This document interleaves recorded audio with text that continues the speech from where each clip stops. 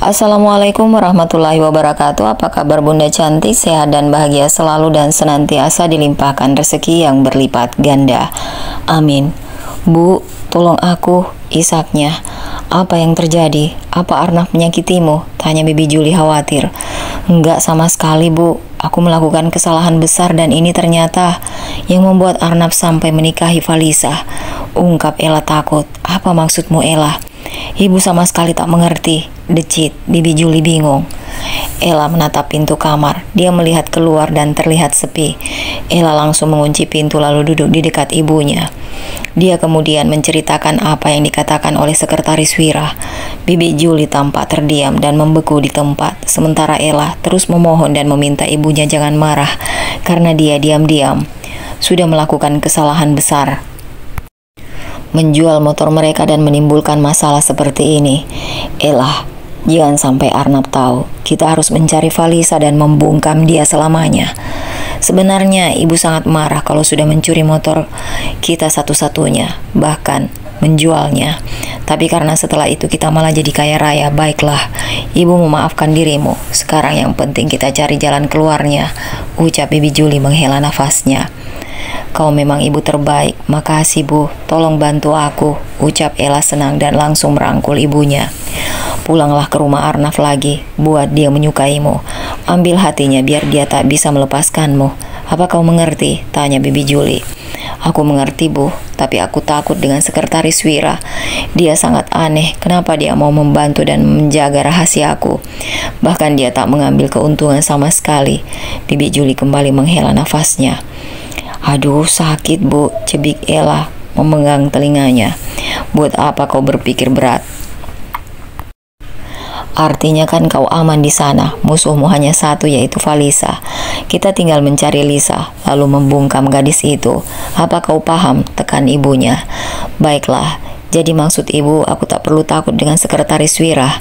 Aduh, kau ini bodoh sekali. Kalau memang dia mau jahat padamu, sejak awal kau yang akan dinikahi dan dibawa ke pulau kosong itu. Lalu kau akan bertemu binatang buas. Begitu saja kau tidak mengerti, omel ibunya. Benar juga, tapi kenapa ya?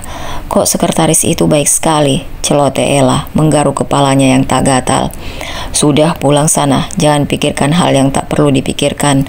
Iya Bu, Ella mengerujutkan bibirnya dan akhirnya memilih pamit pulang ke rumah Arnaf.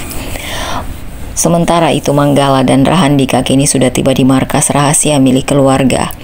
4 preman yang mereka bawa kini sudah terikat di sebuah kursi besi yang tak bisa bergeser. Kalian cukup tampan dengan perona pipi warna biru itu, apalagi sampai bibir sedikit berwarna merah dan mata membengkak. Sarkas Rahandika menatap salah satu preman yang dia hajar waktu di kapal. Jangan lagi Om, sakit Om, takut preman itu yang masih meringis kesakitan. Dih Om, sejak kapan aku sama bibimu? Panggil aku tampan, ucap Rahandika penuh percaya diri. Iya Tuan tampan, angguk preman itu. Manggala menarik sebuah kursi lalu duduk di hadapan 4 orang itu. Jadi ceritakan pada kami siapa yang menyuruh kalian dan apa yang sudah kalian lakukan pada gadis yang kalian bawa tadi, tanya Manggala dengan suara tegas. 4 preman itu saling pandang. Ada rasa takut di wajah mereka. Takut dengan Arnaf, tapi juga takut dengan Manggala dan Rahandika. Jangan kau pikir orang yang menyewa kalian akan membebaskan kalian. Di sini belum pernah ada tawanan yang bisa lolos. Penjagaan di sini sangat ketat. Apa kau paham? Tekan Manggala. Bicara atau Rahandika yang tadi terlihat santai dan hanya senyum-senyum, kini wajahnya berubah sangar. Para pria itu diancam. Baik, akan kami beritahu, teriak salah satu preman saat melihat senjata yang ada di tangan Rahandika. Satu preman itu menceritakan semuanya tanpa dia tahu kesaksian mereka sudah direkam oleh Manggala. Jadi Arnaf dan sekretaris Wira di belakang kalian? Tanya Manggala meyakinkan. Iya, kompak 4 preman itu. Baiklah, karena kami baik, setelah ini kau akan makan dan tidur di hotel, celutuk Rahandika. Benarkah? Iya, tuh hotelnya di belakang kalian. Kekeh Rahandika menunjuk sebuah penjara yang di dalamnya sudah disiapkan tempat tidur. 4 preman itu menghela nafasnya. Mereka kecewa saat tahu para pengawal keluarga Leonardo akhirnya membawa 4 pria itu menuju penjara. Sayangnya, Lisa tak mau melaporkan pelaku sebenarnya, gumam Rahandika saat mereka keluar dari ruangan rahasia bawah tanah itu. Tenang, kita punya cara sendiri. Untuk di awal ini mungkin kita bisa mainkan dulu psikologis mereka, buat mereka sulit tidur. Minta orang kita mengirimkan hadiah ini pada sekretaris Wira dan Ella. Mari kita mulai permainan ini, tutur Manggala dengan senyum devilnya. Aku suka keributan ini. Kekeh Rahandika memanggil orang-orang mereka. Sementara itu malamnya, Satpam di rumah Arnab melihat ada 2 buah kado tergeletak begitu saja di pos Satpam. Satpam itu segera menyerahkan pada sekretaris Wira dan Ella. Namun saat ditanya, Satpam itu juga tak tahu siapa yang mengirimkan. Sekretaris Wira membuka kado itu di kamarnya. Jantungnya berdegup kencang saat dikirimi foto 4 orang preman suruhannya yang sudah babak belur. Berikutnya giliranmu Wira, bersiaplah, bunyi pesan yang ada di balik foto itu. Sekretaris Wira terlihat menegang, tangannya meremukkan foto itu, menyobeknya hingga ke potongan terkecil. Kurang ajar, siapa orang di balik Falisa sebenarnya? Geram sekretaris Wira yang sama sekali tak bisa memprediksi tentang Falisa. Sementara Ella juga sudah membuka kadonya di kamar mandi yang terkunci. Dia sampai berteriak dan melempar kado itu ke lantai. Beberapa foto rangkaian peristiwa dari tangkapan layar CCTV, mulai dari dia berangkat menggunakan jaket Falisa, sampai akhirnya tabrakan dan dia melarikan diri. Ella membaca pesan yang tertulis di belakang foto. Gacha, kau ketahuan, semua tentangmu sudah kami ketahui. Pergilah menyerahkan diri atau kami akan menangkapmu. Pesan yang membuat Ella menangis ketakutan. Tubuhnya merosot ke lantai dan tubuhnya bergetar hebat. Semalaman Ella sulit tidur. Dia bahkan tak keluar dari kamar mandi. Kakinya seolah tak bisa lagi menapak bumi. Ella benar-benar tertekan dan frustasi. Beberapa hari kemudian, Mansion Leonardo tiba-tiba ramai. Tuan putri keluarga itu telah kembali dari liburannya. Jui, kau benar-benar senang ya? Tanya Falisa saat mereka berbaris menunggu kedatangan nona muda itu. Iya, tentu saja, angguk Jui. Apa nona Anaya itu baik? Tanya Falisa yang membayangkan putri manja dan suka membuat pelayan menderita dari keluarga konglomerat, seperti yang suka diceritakan oleh teman-temannya. Sangat baik. Apa ya oleh-oleh nona kali ini untuk kita? Lisa, kita bekerja di keluarga yang sangat baik. Tuan muda Manggala itu punya 2 adik. Namanya Bimasena dan yang bungsu Putri Anaya. Nah, kalau Tuan muda Rahandika punya 1 saudara kandung namanya Sagara, tapi mereka juga punya kakak angkat namanya Agus, terang Jui. Falisa hanya mengangguk hingga sebuah mobil mewah warna hitam berhenti di depan mansion utama. Pintu mobil terbuka hingga keluarlah seorang gadis berhijab lebar dengan senyum merkah dan melambaikan tangan pada semua pelayan yang terlihat akrab dengannya. Nona Anaya, panggil para pelayan. Bayangan Falisa tentang Tuan Putri yang manja, sombong dan angkuh hilang sudah. Anaya, gadis dengan wajah cantik, bersahaja dan berwibawa, melangkah penuh percaya diri dan disukai semua orang. Di belakangnya ada 2 pria tampan bertubuh atletis berjalan mengikuti Anaya. Yang mirip Tuan Gala namanya Tuan Muda Bima. Nah, kalau yang mirip Tuan Dika namanya Tuan Muda Sagara, bisik Jui. Oh, Falisa hanya bisa menganggukkan kepala. Anaya dan 2 saudaranya tadi langsung menemui orang tua mereka. Setelah itu benar saja, semua pelayan dapat hadiah dari liburan Tuan Putri mereka. Gamis dan hijab baru didapatkan Falisa dan juga Jui. Kedua gadis itu terlihat sangat senang. Keduanya kini duduk di gazebo taman belakang, memandang hadiah mereka yang bagus. Assalamualaikum, sapa Anaya yang tiba-tiba datang. Waalaikumsalam Nona Ana, kompak Falisa dan Jui. Bentar aku tebak. Kamu baru di sini. Pasti kamu yang namanya Falisa ya? Tebak Anaya. Iya Nona, jawab Falisa terkejut. Gadis cantik dan anggun itu langsung tahu dengan namanya. Lisa, kakakku sudah menceritakan semuanya tentangmu. Jadi, apa kau sudah siap jadi wanita tangguh? Tanya Anaya. Wanita tangguh? Tanya Vanessa bingung. Iya, tangguh, elegan, dan tak mudah dihancurkan pria. Seperti Arnaf itu, aku mendukungmu Falisa. Kita buat dia menyesal. Aku juga sudah mendaftarkan kamu untuk kuliah. Lusa depan ujian masuk, kamu mau ya? Bujuk Anaya. Iya Nona, makasih banyak, tapi aku takut mengecewakan. Jujur, Falisa takut dan tertunduk. Pelajaran pertama untukmu, Lisa. Jadilah wanita yang percaya diri. Percaya dengan kemampuanmu. Tegakkan kepalamu. Tatap lawan bicara saat menjawab. Jangan menunduk dan membuat lawan meremehkanmu. Nasihat Anaya. Maaf Nona, ucap Falisa lagi. Setelah kau siap dan jadi tangguh, kau boleh menemui Arnaf dan beritahu semuanya. Biarkan mereka tertawa sekarang. Tapi pemenangnya adalah orang yang tertawa paling akhir. Senyum Anaya terkembang. Jui ikut menatap Falisa. Dia ikut senang temannya itu akan dibimbing langsung oleh Anaya. Hingga pagi esoknya, Falisa sudah dipanggil oleh Anaya. Dia diajak lari pagi dan memperhatikan Anaya yang bisa memanah sambil berkuda. Nah, setelah ini kita akan ke spa. Kau perlu perawatan dan juga ke salon. Ayo ikut aku, ajak Anaya. Falisa hanya menurut. Hari itu setengah hari dia habiskan waktu di spa dan salon, namun keduanya tak lupa untuk sholat. Sorenya, pelajaran tentang cara makan pun Anaya ajarkan. Bahkan Anaya mengajarkan cara bicara yang elegan dan membuat lawan mati kutu. Lusanya Manggala dan Anaya mengantarkan Falisa menuju kampus. Jui juga menemani gadis itu. Keluarga Leonardo ini benar-benar baik, bisik Falisa pada Jui saat mereka menuju kampus. Mereka simpati dengan kejadian yang menimpamu. Nona Anaya bahkan sangat geram dengan Arnaf. Balas Jui. Aku benar-benar bersyukur. Allah memang maha penolong. Semoga hari ini aku bisa lolos ujian di kampus, harap Falisa. Semangat Lisa, aku akan mendoakanmu. Kita bisa kuliah sambil bekerja nantinya, ujar Jui, yang juga mengambil kuliah khusus untuk karyawan. Seorang wanita terlihat memarkirkan mobilnya di sebuah kafe tepat di seberang kantor Arnaf. Wanita itu menggunakan dress warna merah jambu. Rambutnya yang panjang terlihat indah, wajahnya juga cantik dengan make up tipis. Suara sepatunya membuat pelayan menoleh dan membantunya mencari tempat duduk yang kosong. Wanita itu memang sengaja datang dan berharap bisa bertemu Arnaf di kafe itu. Insting wanita itu ternyata tepat. Arnaf benar-benar datang dan memesan kopi di sana. Hai Arnaf, sapa wanita itu penuh percaya diri. Kau wanita yang waktu itu, gumam Arnaf mengingat wanita yang bersamanya di pulau dan di sebuah hotel. Sayang, bahkan namaku pun kau lupa. Ingatlah namaku ya, namaku Nala. Nala milik Arnaf. Aku hanya untuk Arnaf dan dirimu hanya untukku, ucap wanita itu mengelus tangan Arnaf dan tersenyum menggoda. Benarkah? Tanya Arnaf membalas tatapan wanita itu. Tentu saja. Apa kau pikir aku adalah wanita yang hanya menginginkan uangmu? Kau salah.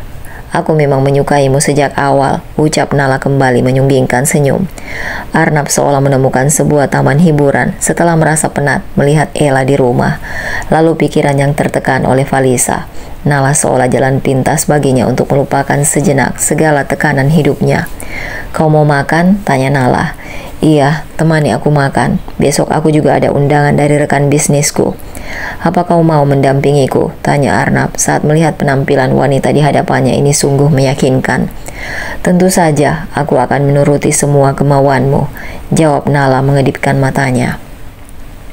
Arnaf terlihat mulai merasa nyaman dengan Nala. Malamnya dia bahkan tak memilih pulang ke rumah. Dia lebih memilih pulang ke sebuah apartemen bersama Nala. Sekretaris Wira bahkan tak tahu keberadaan Arnaf. Ella yang beberapa hari terus ketakutan, dia terus berada di rumah Arnaf. Hari ini dia merasa aneh saat suaminya tak pulang semalaman. Ella akhirnya pergi ke ruang kerja Arnaf, berharap suaminya ada di sana. Sayang, tak ada Arnaf sama sekali di sana. Ada undangan di sini, gumam Ella. Mengambil undangan di atas meja, lalu membacanya. Wah, malam ini acaranya. Arnaf pasti pulang dan mengajakku pergi. Dia tak mungkin sendirian ke pesta ini. Aku harus bersiap. Aku tak peduli lagi dengan kado-kado misterius itu. Aku akan keluar dan melupakan semuanya, tekad Ella. Aku akan bersenang-senang dengan Arnaf. Putus Ella melangkah ke kamarnya sambil membawa undangan itu. Namun hingga malam, Arnaf masih juga belum pulang, padahal Ella sudah berdandan cantik dan memakai gaun yang indah. Gadis itu berjalan mondar-mandir di dekat jendela depan, tapi deru mesin mobil Arnaf tak juga muncul. Nona, mau kemana? Tanya sekretaris Wira. Aku menunggu Arnaf. Dia pasti ingin pergi ke pesta yang ada di undangan ini, ucap Ella. Kalau begitu Nona pergi saja ke pesta itu, mewakili Tuan Arnaf. Atau mungkin saja bisa bertemu Tuan Arnaf di sana, usul Sekretaris Wira. Benar juga, kalau begitu aku pergi saja sekarang daripada terlambat. Aku akan menyiapkan mobil untuk Anda, Nona, ucap Sekretaris Wira menunduk. Lalu pergi. Tak lama mobil siap, Ella segera pergi ke sebuah hotel tempat acara pesta berlangsung. Ella terkesima dengan pesta mewah yang ada di aula hotel itu. Semua orang kelas atas berkumpul di sana. Namun mata Ella sampai melebar saat melihat suaminya justru bersama wanita lain yang terlihat cantik, bertubuh semampai dan pakaiannya terlihat sangat indah. Wanita itu menggandeng tangan Arnaf, lalu Arnaf merangkul pinggang wanita itu tanpa sungkan. Ella sampai bengong dan terpaku di tempat. Dia saja tak pernah diperlakukan seistimewa itu oleh Arnaf. Ella bahkan tak punya energi untuk melabrak keduanya. Hatinya benar-benar sakit. Ella memilih bersembunyi dulu hingga pesta usai dan Arnaf juga pasangannya pulang dengan mobil. Ella mengikuti mereka dari belakang, meminta sopir jangan sampai kehilangan jejak. Ella terus menyeka air matanya, tubuhnya bergetar hebat. Tak menyangka sama sekali suaminya ternyata memiliki wanita lain. Pantas saja kau lebih betah di luar, bahkan tak mau bersamaku. Ternyata dia biang keroknya. Awas saja, takkan kumaafkan. Aku bakal buat perhitungan. Geram Ella sampai mencengkram kuat kursi mobil. Emosi Ella rasanya memuncak. Dia sangat ingin melabrak keduanya, tapi dia sadar Arnaf pasti tidak akan suka dan justru dia akan kehilangan sumber uangnya. Ella menarik nafasnya berkali-kali berusaha menenangkan emosinya sendiri.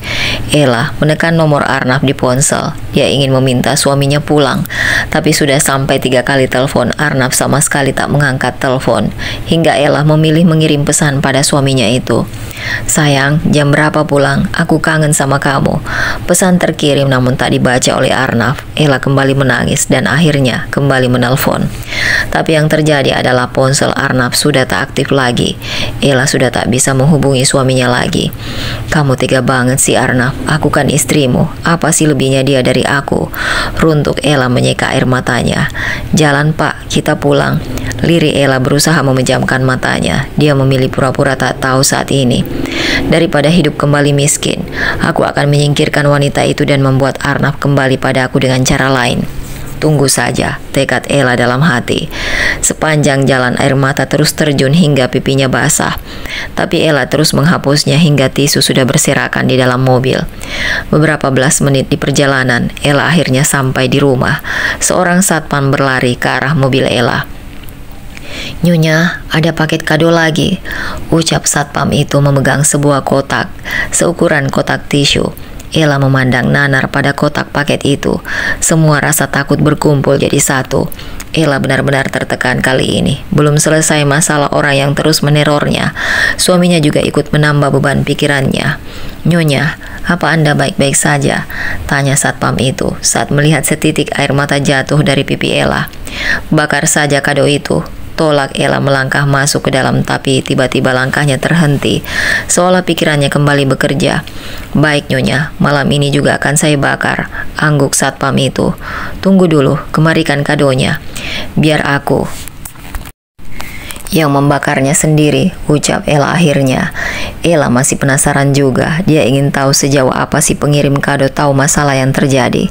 Apa saja bukti yang orang itu punya. Siapa kau sebenarnya? Gumam Ella sendiri saat sudah sampai kamarnya dan menatap kado yang ada di tangannya. Ella menatap tak semangat pada kado misterius itu. Kado yang selalu dibungkus dengan kertas kado yang cantik dan berpita. Tapi isinya mampu membuat Ella frustasi dan nyaris pernah berpikir mengakhiri hidup. Sudah setengah jam Ella hanya memandang kado misterius itu. Bayangan Arnaf bersama seorang wanita dan bayangan jeruji besi dan juga Falisa silih berganti menghantui pikirannya. Rasa marah, cemas, takut, cemburu membaur jadi satu, membuat Ella menjerit dan melempar semua barang yang ada di kamarnya. Kenapa semua orang menyakitiku? Kenapa Arnaf tak bisa mencintaiku? Kenapa Falisa tak mati saja waktu kecil dulu? Rambut wanita itu. Sudah kusut, sedari tadi tangannya terus menggenggam dan menjambak rambutnya sendiri. Ella kemudian mengumpulkan keberanian. Dia membuka bungkus kado misterius.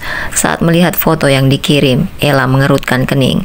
Dia melihat sebuah foto pulau tanpa rumah, foto hutan belantara, foto hewan-hewan buas di tengah hutan. Ada sebuah tulisan di belakang foto. Ella cepat-cepat membacanya.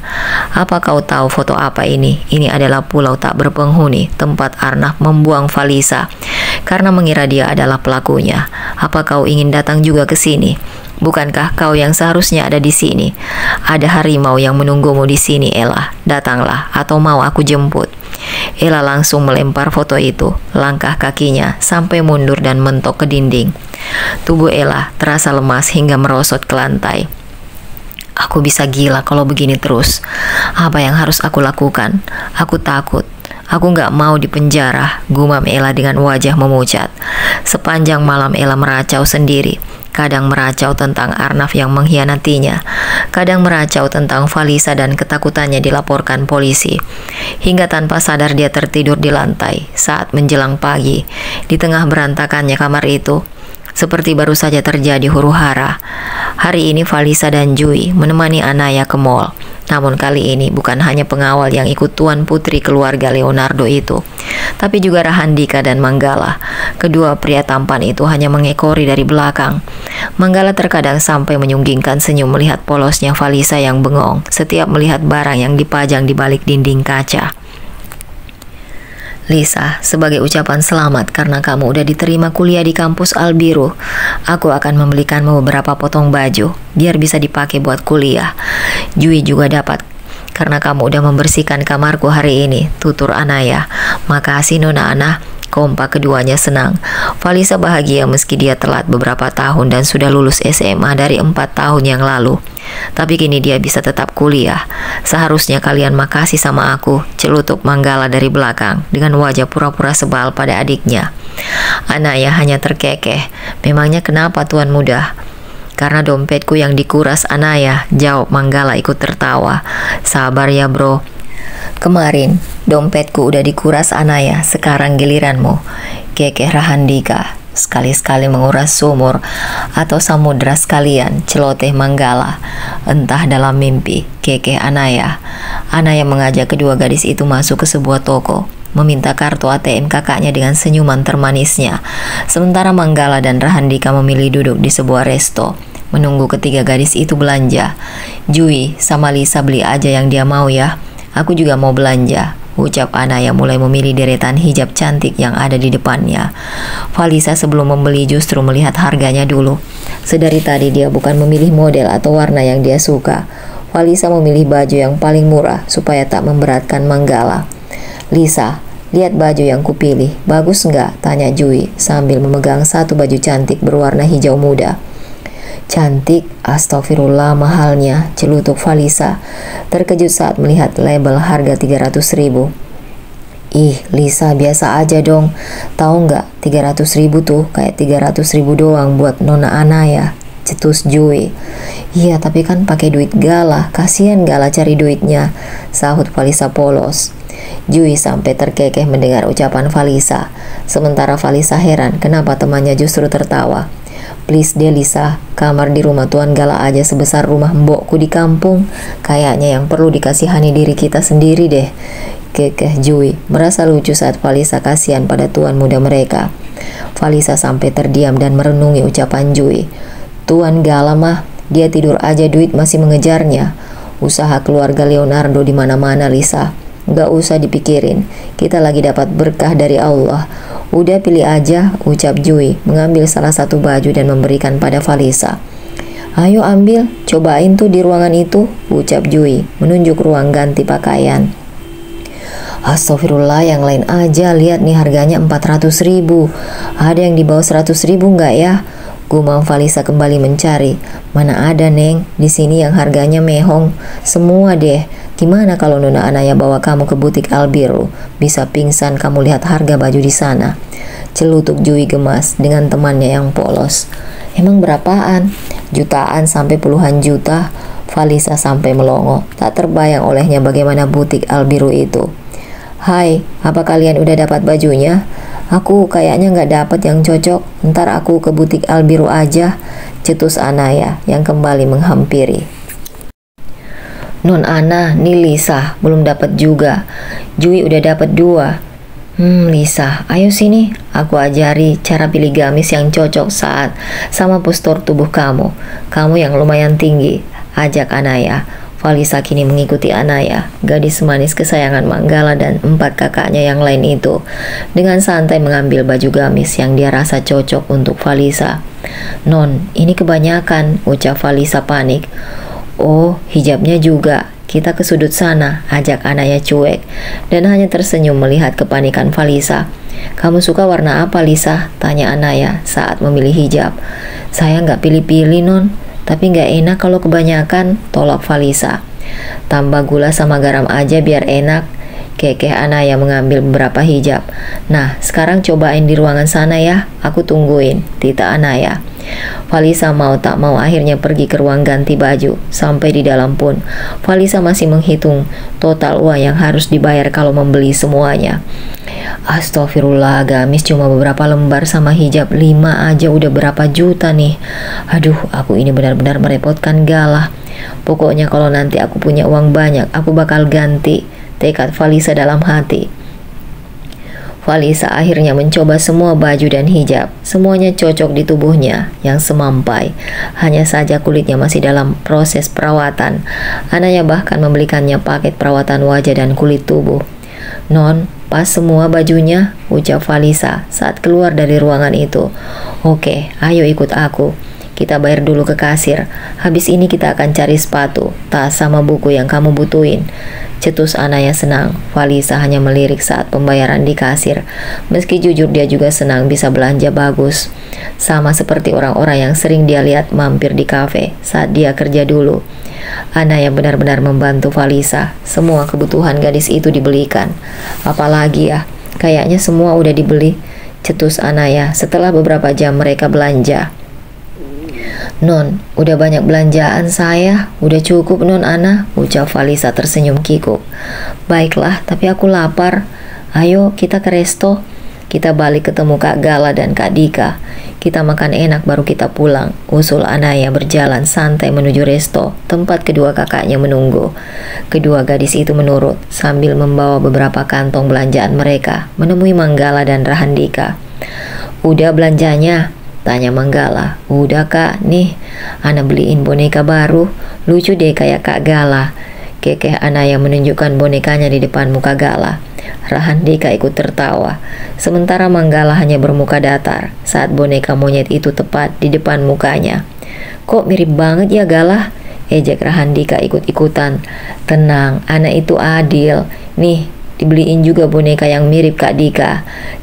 Cetus Anaya mengambil boneka buaya yang menunjukkan pada Rahandika. Tara, mirip kan sama Kak Dika? Kekeh Anaya puas sudah membuat kedua kakaknya terdiam. Bener banget, mirip sama kelakuan Dika, buaya darat. Tawa Manggala puas melihat saudaranya kena juga.